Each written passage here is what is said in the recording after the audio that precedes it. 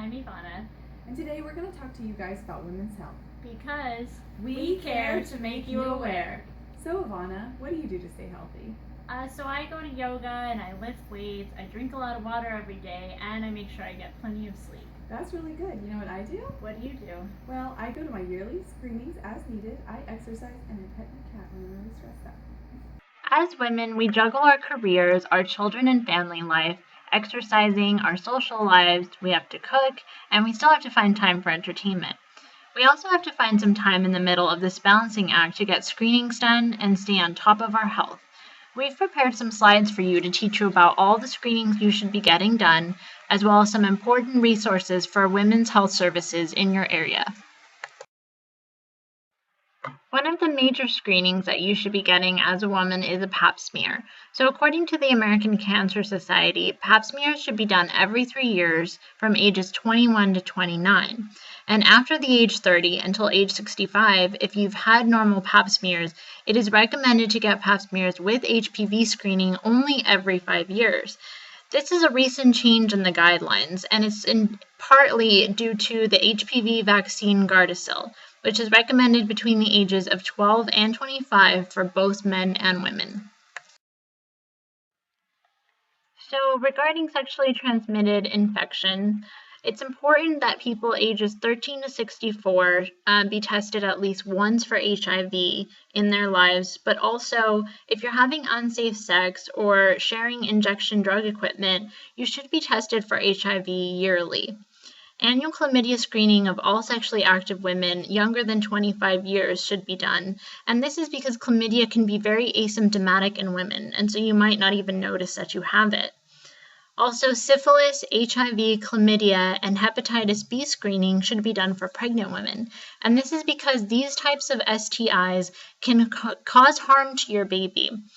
Also, if you are engaging in risky sexual behavior, having unsafe sex, which means new or multiple partners without protection, or you know that a partner has an STI, it's important that you get screened for STIs more often.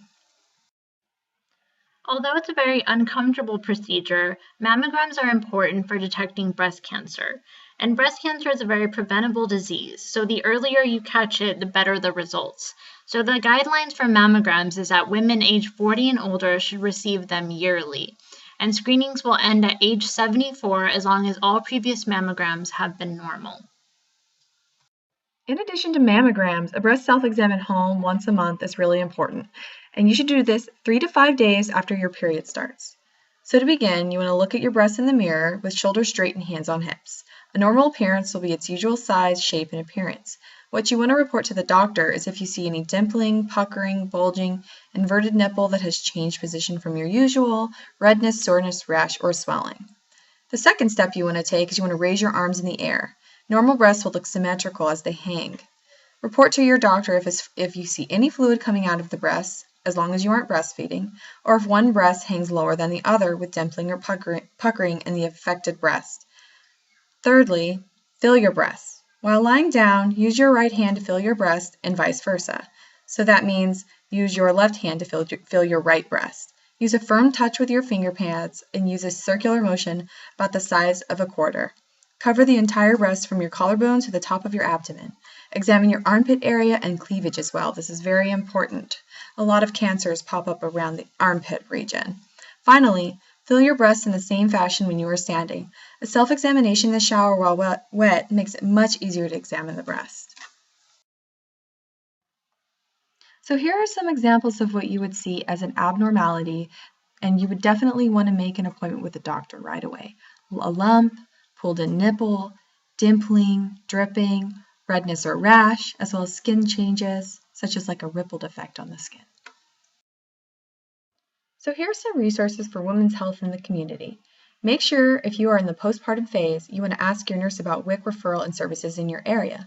So what WIC is it's Women, Infant, and Children. And what they do is for pregnant women and women up to 6 months after pregnancy loss and new mothers, infants, and children under 5 years old, they provide certain services such as nutrition education, checking for healthy supplemental foods, referral to healthcare providers, and they have multiple locations, especially throughout the country. Their phone number is 188-942-2229. Lastly, we want to talk about Planned Parenthood. It is a great resource for accessing many women's health needs. Here are a few of the services they offer: abortion referral, birth control, HIV and STD testing, morning after pill, pregnancy testing and services, vaccines. They also have multiple locations, and their phone number is listed here. The cost depends on your insurance, and you could be covered under Obamacare. Thanks for listening, and we wish you all good health.